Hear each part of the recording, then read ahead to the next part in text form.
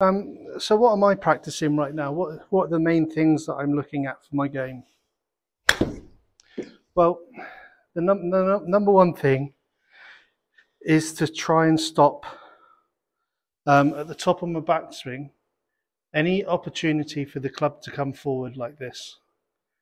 So the normal causes of it are either when you're at the top of your swing, you hit your wrists hinge over and you come over, or you start rotating your hips too early and this brings the club in front of you.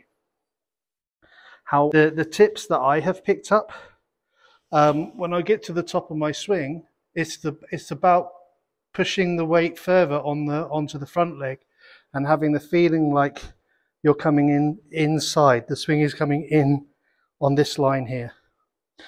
So this elbow comes tighter into your side. The club comes inside and the weight is moved over.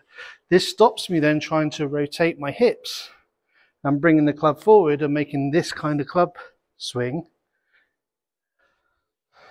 So if I go to the top and I rotate my hips, then you immediately see the club comes around like this.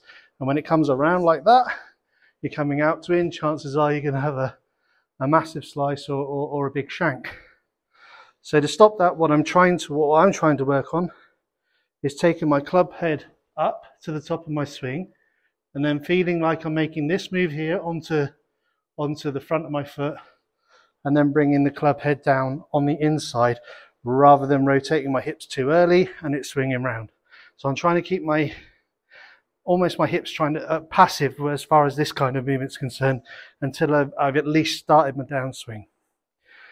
And this has helped me a lot because the over the top problem, I think from what I've seen and what I've read, is probably the biggest problem that beginner golfers face.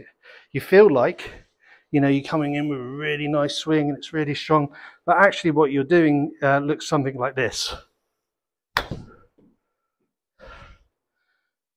And you end up with zero power and a slice out to the right because you're throwing the club, what they say is over the top or casting or going out to in, whatever it is. This is a really bad thing. You'll end up shanking and doing all sorts if you do that, right? So how do we eliminate that?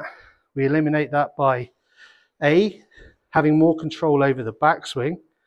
So we're coming on the backswing quite steep, but I'm also keeping my weight over my front foot as much as I can. Then when I get to the top of the backswing, I want to make this movement, not this movement. As soon as you make that movement, you're in trouble. It still does creep into my swing every now and then, and you'll see it if you watch my videos. I still do it, but this is what I'm trying to eliminate.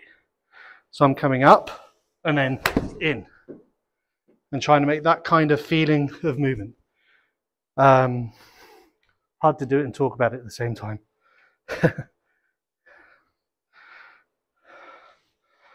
So a slower, more controlled backswing, make this movement, then come down and strike the ball.